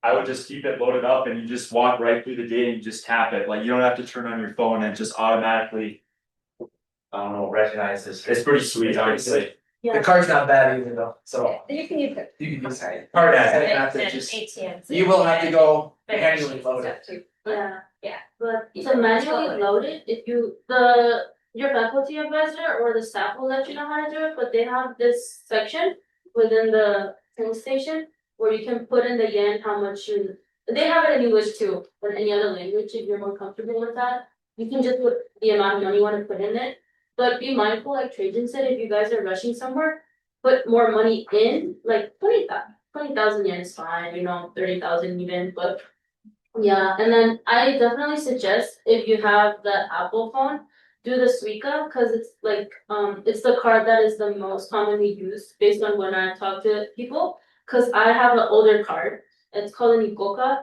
but in Tokyo, Suica is the one that's more universally used, the green one, right? Is there like an Android version of that app? Or See, that's where you're gonna have to No, probably not stick with the yet. physical card, and you will get one. I When don't you're there. think so, because I tried to find one for, I'll let you know. But I think you have to stick with the physical, but I'll let you know. Yeah. Android, I use Android, my boys just have to use the card. I think Apple's like signed a deal or something with the. Yeah, I think so so, that's it's mostly Yeah. It's Japanese. That's for the real. They love Apple. Anti-competition. They're Apple freaks. I don't know. That's for the real way. Yeah, this is all the transportation, but you can also use it at a lot of other locations, so you can load it up with cash and sort of treat it like a Now, ongoing sort of debit card. this is convenient, but I wanna touch too, like this, just like get the headache out of the way, cause cash is still king there in Japan. For the cash, like order of business for getting the physical cash. Don't bring a bunch of like US money with you over there to transfer, you'll get screwed over by the rates. Don't bring the dollar on. No, you'll wanna go to a 7-Eleven ATM is always the most consistent one. I Yeah, don't know why, it is the least problems for everybody. yeah, there's like, for some reason I use Wells Fargo debit card and at some. Convenience stores, the ATMs like don't work for me, but like the 7-Eleven's usually a safe bet. And there's like even a 7-Eleven's holding, which is like a better one, that's the one closest to your like dorm pretty much anyway, so. I would say like, you could load up your Suica card online before you go there. And like, not even take any cash out until like. Cause don't take it out the airport, that's like pretty expensive. I guess you could like submit something from your bank to get like a few thousand yen. Before, if you really wanted to feel safe about it, but you could literally just, when you get to Japan, use your Suica to get to your dorm. And then when you get there, just use the ATM at the 7-Eleven, cause that's gonna be like the best rate probably you get, the best exchange rate for. I mean, you could still take out cash at an ATM at the airport. Yeah, not gonna be like you're down, you're right, you're not gonna be down like, It's sometimes still a better deal than ordering yen here, yeah, but it's not like consistently the best place. yeah, you're right. But to get some To cash. get like 2,000 yen, no problem, you're gonna be down like, what, 5 cents or something. But definitely check your bank's debit or credit card's conversion rate. That's such a big thing. That's something that I had to deal with. I had to take money from my debit card, but I have a Visa debit card. So it would have like pretty high, 3% conversion rate, but other banks have 1%, or depending on the type of card you have, But if you wanna go to restaurants and stuff, they accept credit card, which I think it's better to use than a debit card. Cause then depending on which card you have, I had no like conversion fee, like transaction fee while abroad, but I had a Visa Unlimited credit card. So you definitely have to go talk to your bank and let them know that you're traveling as well, or else they're gonna like block it depending on your bank, right? Just let them know in advance. And definitely ask them about that conversion to transaction. I think like, right, this is a good process, like Yeah. debit card, cause I think that actually is the best rate, like if you use a credit card, you're gonna pay a little more fees. And then they'll ask like, they'll try and trick you and be like, do you wanna do the US's conversion rate or Japan's rate? Always pick Japan, it's a little better, Little bit better, it's a yeah. little bit better. You'll get more money anyway. Everybody's. Okay, I know we have lots of questions about housing, so I want to be mindful and hop back up to the housing right there. These are some pictures. I don't have it looks different now. Okay, send me a new photo. You don't know those? Yeah. That's why it's so big in the middle of our, cause they used to have it. Yeah, they used to have multiple beds, but now it's like bigger, nicer. Yeah, so me and Connor were in the same room, actually, at one in the bottom right, it's like one of the men's dorms, there's a few, and I don't know what they'll have for you guys, but. Now they have like, bunk beds essentially, and one bunk bed and then like 2 elevated beds.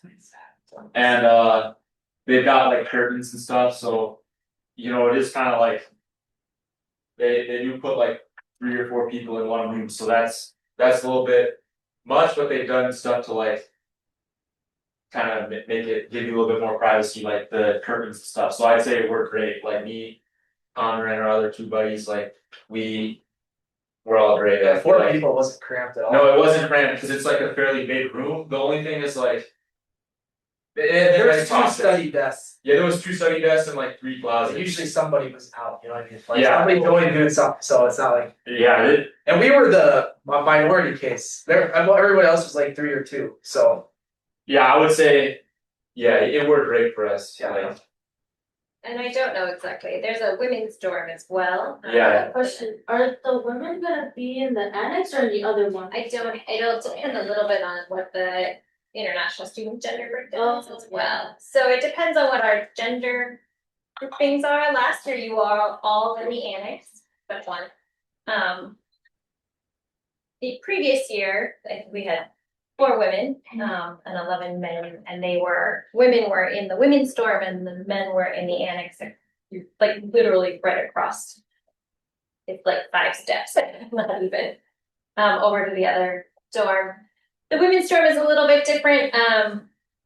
Visitors are not allowed regularly because there are people who are in that dorm who are Muslim, and so they need a space where the women can remove their hijab or other things and feel comfortable relaxing. And so there are sometimes special events where everyone is welcome to come, but generally it's women only in those spaces. Oh yeah, like for as far as the commodities in these places, like no problem, kitchens are good. No like oven, so if you like baking, sorry. The AC, You can just stick it up, there. yeah, the AC and heating is on point. yeah, it's. Like you'll almost be a little too intense. Like the heating got at one point was like sweltering. We gotta turn that down. We had like overheating The problems. bathroom feels nice when you walk in there and it's like just melting you right in the morning. Yeah, it's like shared bathroom, like maybe similar to like here at St. John's for the boys' room, like at least they have like. Individual shower stalls and then just like stalls for bathroom and a few sinks and stuff, so. Yeah, I just bought like a pair of shower shoes when I was over there, or you could bring your towel or just buy one. Over there, I guess, but. And there's like a little, yeah. It's solid. Yeah, it's basically the same, based on what I can tell, cause my cohort, they were on the first floor. So the women, if this happens to you guys, you'll be in the first floor, and then the men will be on the second floor, you can't go up. For privacy reasons, but yeah, we have 2 laundry machines. Please clean out your lints, that was always an issue. If you let it pile up, it's gonna be gross, nobody likes that, just be mindful, respectful of the open space.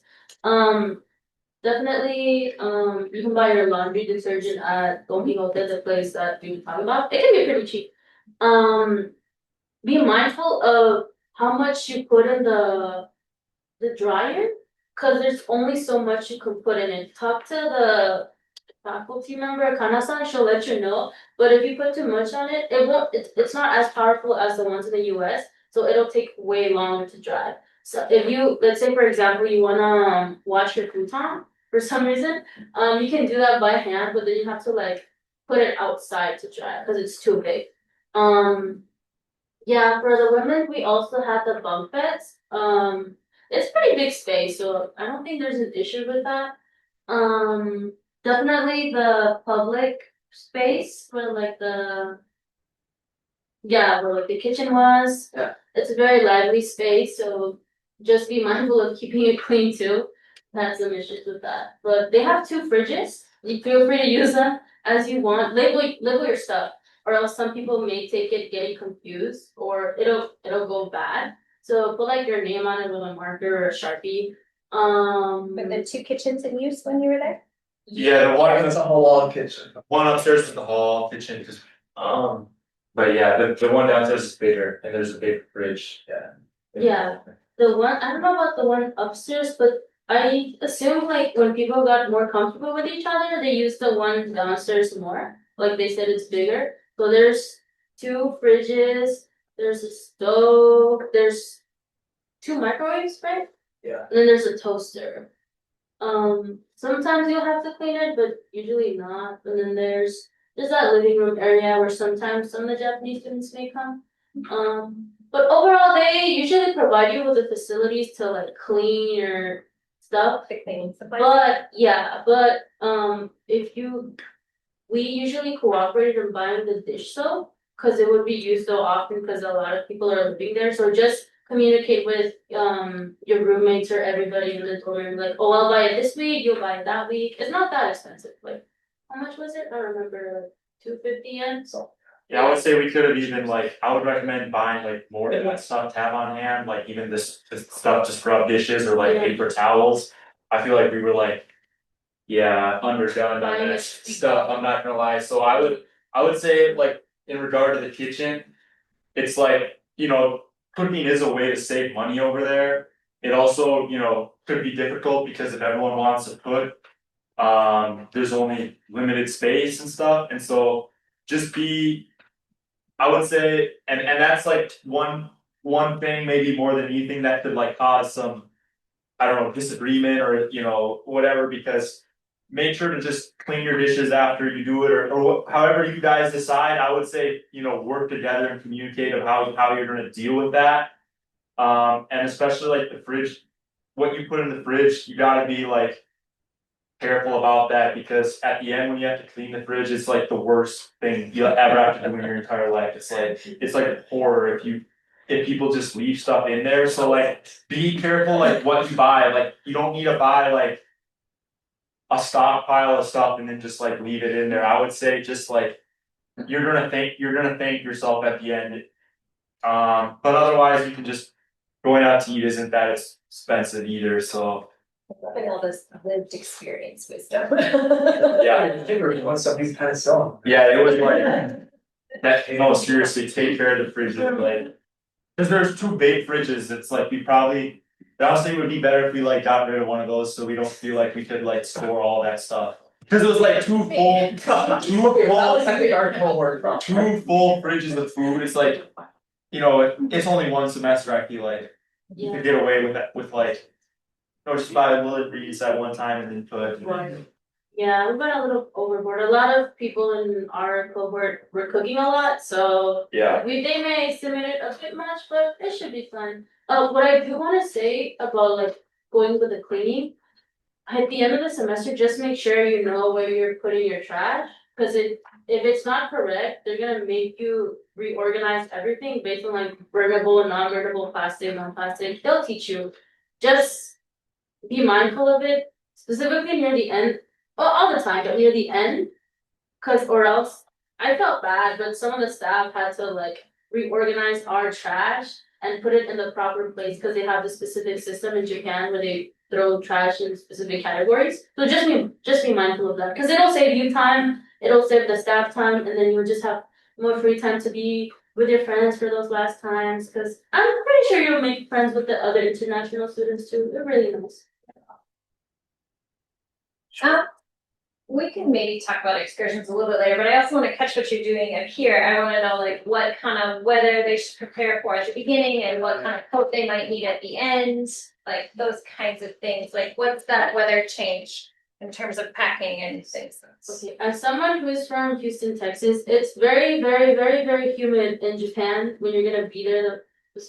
You're arriving August? Yeah, by this month, September yeah. 1st. Oh, well, it's still gonna be pretty humid and very hot, and if you go on those excursions, just bring short sleeve shirts, very thin. Some people wear shorts, it's not as commonly seen in Japan, but do whatever you want when you're your own person. But definitely, when it comes to like winter wear or colder climate, you don't have to bring like a winter jacket from up here in Minnesota, but it usually gets chillier in November. Wear something like this, pretty thin, or just like a simple thin sweatshirt, jacket, something you wear like at home or something. Just don't overpack with like heavy long sleeve winter wear. It's gonna be useless. And sometimes for people that tend to live up here, like Minnesota people, they don't think it's that cold, right? Like, what is your opinion? They're really not like, it's a different kind of cold too, like. December before you leave, it's like a bone numbing kind of cold. Dry? Oh, shit, dry cold, I think dry. it's dry. What, in Japan? In like December and stuff. Like in the last It doesn't like rain 3 weeks, it at was that definitely point. starting to get like you gotta. At least in Tokyo, I feel like, I think in other parts in Japan, it kind of rainy. In Tokyo, it's very dry in my experience. If you go to your excursions to like Kyoto and Hiroshima, it may be a little bit, but I don't, no, you guys are doing it the first. Yeah, I think guys should be fine unless you're trying to go somewhere, like take the bulletin train to somewhere out on like the coast or something. Feel free, but like, yeah, be mindful of that. It could snow too, but I don't think so. I mean, it's like low 40s at the worst or something, so like it's like a jacket, like maybe Ashley's got or something is all you would need, like. Or you can always like buy layers. How would you describe it? And I would say a lot of people there, they just use umbrellas, like you can bring a rain jacket for sure, but for some reason, like most people just like use an umbrella instead, and you could bring one or you can buy one for like a few bucks at a convenience store, so I wouldn't say you necessarily have to bring it, but you'll need it at some point. I mean, if you don't wanna buy one, you don't have to, there's like community ones that they have at the annex, like you can just borrow one. But if a lot of people don't have one, then you'll eventually end up without one, just be mindful of that. But they do have like a set of umbrellas that you can borrow. So they're pretty affordable. Yeah, they're pretty cheap. Very. And if you wanna buy like a specific umbrella for yourself, just be mindful that it could potentially be stolen. So, yeah, just buy like a very, very cheap one, like a black one, transparent one.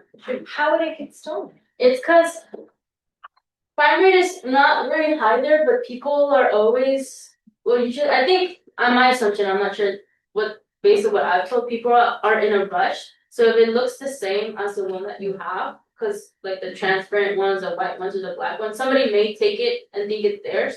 But I don't know, just take the other one that looks the same. Cause It's not a you big. tend to leave your umbrellas at the front of a place. Yeah, they have a set, like you were saying, where you could put in front of restaurants or facilities, or they even have like little bags where you can put it in, so you won't be spilling the water all the time if you wanna take it inside. Cause Bunkyo has that too, when you go inside, they have like a little, Like a rack. kind of thing. yeah, a rack of like bags where you can put your umbrella and then take it out. But usually if you're going to like a public facility, you just put it like on a little rack outside. Nobody will take it usually, but just be mindful of that. But I I don't don't think have a much beloved one, it could go. I would say like honestly, cheap one's more likely to even get that stolen. the more cheaper I ones, but think it's not that big of a deal, I think, they're the same. Yeah, Well, I'm just saying, maybe don't use so much beloved. Yeah. yeah, Just get an easier accessible one. Mhm. Black, everyone has black one. People black, I take a black one. I mean, we're kind of I think it's kind of a little ridiculous sometimes in Japan, like it's like the slightest drizzle and everybody in their grandma's pulling out But the. they wear the like, especially like, women tend to use like these sun umbrellas in like the summer, so it's like, which is pretty dang hot. So I'll like, anything to keep the sun out, you make sense. But it's like, hey, even in the summer, people are out there with their umbrellas. Like it's just like not pure skies, and they got their sun umbrellas. Yeah, if you feel like, Probably, yeah, I know. I was not gonna miss, but yeah, like the Yeah. it's partly. like when sometimes it'd be like a light drizzle and I just walk to campus because I don't care, like in Minnesota, I usually just walk in the rain sometimes, and you'll get, people will be like. Yeah, Like what's no, your not all the time. I mean, you can do that, you're your own No, person, but right? she's- But like, Wait, you it's a can, lot more you can complicated buy a very jackets. small umbrella too, like Adrian was saying, a lot of people. Generally, not everyone don't prefer to be exposed to the sun's UV rays, so there's specific like UV ray umbrella. I have one, cause my skin is sensitive, but you can just buy a very tiny one. There are people who have the big one, so sometimes you have to move around, cause they're huge. Yeah. Be mindful of that, especially when it's rainy. Sometimes the ones that are at the annex are big, so you're gonna be the one person carrying that big umbrella in the rain. If you don't want that, just buy a smaller one. But people are pretty like understandable with equipped things, so just be mindful of that. You'll do a lot of umbrella. Umbrella basic up, down, and side. So for other people. People are very mindful, cause it's more cramped, obviously, in Tokyo, especially if you're going to like stores and stuff. So if someone bumps into you, it's not like a disrespectful thing, like it's seriously just a objective shrinkage. Personal space is different. But also there's an expectancy to try not to do it, like you shouldn't just be like, oof, Yeah. oof, shoulder checking people. Definitely what you're saying, it's more common for you to bump into like specifically like a salary businessman because they're trying to go to their job. But if somebody does like shove you and you think it's on purpose, just go to wherever you think it's safe, right? But generally it's just people trying to move around in the space that extremely crowded. Specifically if you wanted to go to like the more lively, touristy, populated districts, like Ikebukuro, Akihabara, Shinjuku, all that stuff. If you're okay with exploring on your own, feel free. But I feel you should like take someone with you because sometimes this is going into transportation, right? Transportation wise, but you may get lost. But always have your phone charged and I really well this was a me thing, but if you want, I suggest you carry like a power bank for your phone. No, that's fine. Yeah, cause like sometimes people's phones would die and then they would have to stick with other people just so they wouldn't get lost. Cause you would be like 1 to 2 hours away from your dorm. And you don't wanna be that person that's without signal, lost in a foreign country. And then there are people who are nice and a lot of people know Japanese, specifically people at the station. So they're trained for that, but just be mindful of that. You can buy one at Don Quixote. It was pretty cheap. I bought one for like $10. And you can that's good advice actually. And you can also, there's like this thing, and they have these in Minnesota. I just saw at like Grand Casino the other day, like the Excel Center. Okay, it's not not Grand Casino. It was Grand Casino. I was at the state hockey tournament. They have like these rentable like chargers, and if you download, I believe it's Charge Spot. This is like another app. Maybe we talked about some of those, but you can pretty much rent one for like a few hours. Like maybe you're out and about and you have nowhere to charge your phone at most convenies or at like even just at the subway, like right by Toramai, right by your university, they have one of these. And so if you download the app, you can just like check one out and then return it to another station, like somewhere else in the city. So that's like really convenient. But as is quite good, if you just have your own one, then you don't have to bother with that. Let me add with that, cause even, I don't know about you guys, it's not a promise, but we went to Disney Sea for one of our excursions and they had the thing, right? Yeah. The portable charger that's used and you can grab. I really suggest if your phone dies often or you forget to charge it to get your own, cause those you can't use unless your phone is alive. So, cause you have to scan a QR code and then you have to fill out a whole form and then you have to put in your personal information. I'm not sure if you need a Japanese phone number. but I can ask someone that. Right. You're right, no, you're right, I don't think you need a phone number, but you do need to have your phone alive, so it'd be like, oh, my phone's at 10%, but you're right, if you have your own, then if your phone completely dies, then. You're still safe, otherwise you need someone else to like rent it for you, so that's Yeah. right, actually. I really suggest that because unfortunately for me and all my friends, our phones died, so we have to go into like a public facility to find a place to charge our phones. And that would save you a lot of time, a lot of stress, and you don't have to bring it from here. One over there, like I said, is pretty cheap, very affordable. So yeah. And what's the Biggie is like. I know it's the one you Trajan use, it's just the like data provider. And like, I think it was pretty reasonable price, and you can like even, like if you know somebody, like I got you discount or whatever. Yeah, so. I have like AT&T and their monthly plan for overseas is like $10 a day and stops after 10 days, so it'd be like $100 a month. But I know maybe it's like maybe T-Mobile or something has a good one, but other than that, most of us use like a third party kind of provider to do like an eSIM? yeah, do an eSIM, and I think Ubake's a really good one, that's what a lot of us use. And pretty much what you do is you download the app and you can pre-purchase it before you go, so right when you land, you can pretty much turn it on and have data. The only problem with it is you won't be able to use your regular phone number, so. That's the only difficulty, like with it, I had to use WhatsApp, which is not a big deal, I just gave that to my family and friends, or if you have Snapchat or Instagram, you can just text your friends that way. I guess the only other thing to keep in mind is that if you have like some kind of verification code that gets set to your number, or like even something with your bank. Get that figured out, because if it sends you a verification code and you're not gonna have any access to your number. You can always turn it on, like AT&T, if I really need it, I could pay $10 a day, I wasn't gonna do that, but it costs maybe. I think it was like, For 10 gigabytes, it was like $12. yeah, I just went with like the unlimited, cause I use a lot of the data, but it's like fairly, yeah, I would say totally reasonable. Yeah. I would just download it, and you can even, like Connor said, have one of you do the referral code and you both get like 20% off. I'm also gonna point out that if you haven't already set up Duo, the app on your phone, so to be able to get codes and stuff like that, it gets something much more complicated to register and things like that. You have to get into there, things like that, so.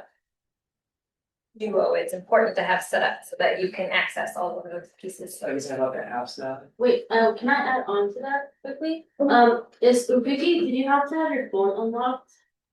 No, you should. Yeah, I think you You do. think you did, because Usually for the. You see that eSIM. eSIM, right? But AT&T, I had to get my phone unlocked. Because for some reason my phone was locked, it just depends on your provider. But if you do have a locked phone, then it's likely that you'll have to get an actual eSIM card, which is what I did. So they'll take you to this company called SoftBank. And I don't have the specific cost, but I can ask the staff. I have my own documents, but then they'll make like an additional excursion to the place to help you set up that. And then they'll give you like the price and all of that stuff. But then if you do get one. It's a different question, but did your charging blocks work in the sockets, did you have to buy a new one? That will work. The dorm ones will. Especially like. Yeah. They don't have the They third, don't have a third. they don't have the third plug that sometimes used with like a laptop, so if you have one of those, you might need an adapter, but otherwise all the same, like the 2-prong ones is what they have, they just have 2-prong outlets. The dorm has 3 prongs. Really? Yeah. But nowhere else. Was it So. Well, you can buy like a portable, what's it called? An adapter. You can buy it at Bonky or this other place called Daiso. You've heard of it. Pretty cheap, so be mindful of that too. Okay, I'm mindful that we're over time, but Yeah. we thank our lovely alums, and I'm gonna be sending out their emails, so if you have more questions, you can send questions. And maybe fill in some other things later on. Thank you all. Lots of. Yep, of course. And you've got lots of lived wisdom. And I would just add one thing, like, one, maybe the most unexpected thing from my experience was that like the cohort of CSBSJU students that I went over there with was like ended up being one of the coolest parts about it, because when I was like, we did the same thing last year and I didn't really know a ton of people, but by the end of the trip, we were all so close, and I think we all did a good job like treating each other well, so it's really fun now to come back and like, I don't know, have a bunch of new friends, so I would say it makes a huge difference in your experience if you all like treat each other well and with respect and like enjoy each other, cause.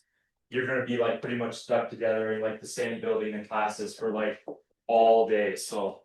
It could make or break, I'm serious, like these. It's gonna make or break your experience.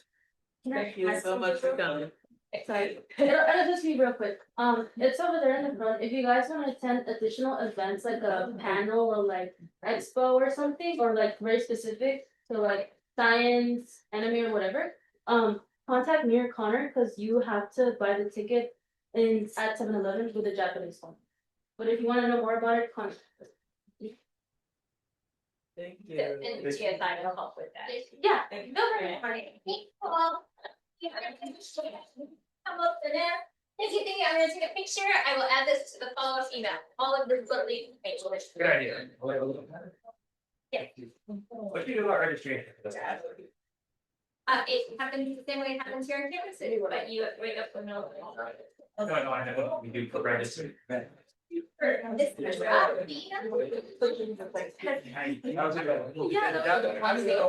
When? Basically, a lot of information. There's a lot It's fun. It's fun to do it.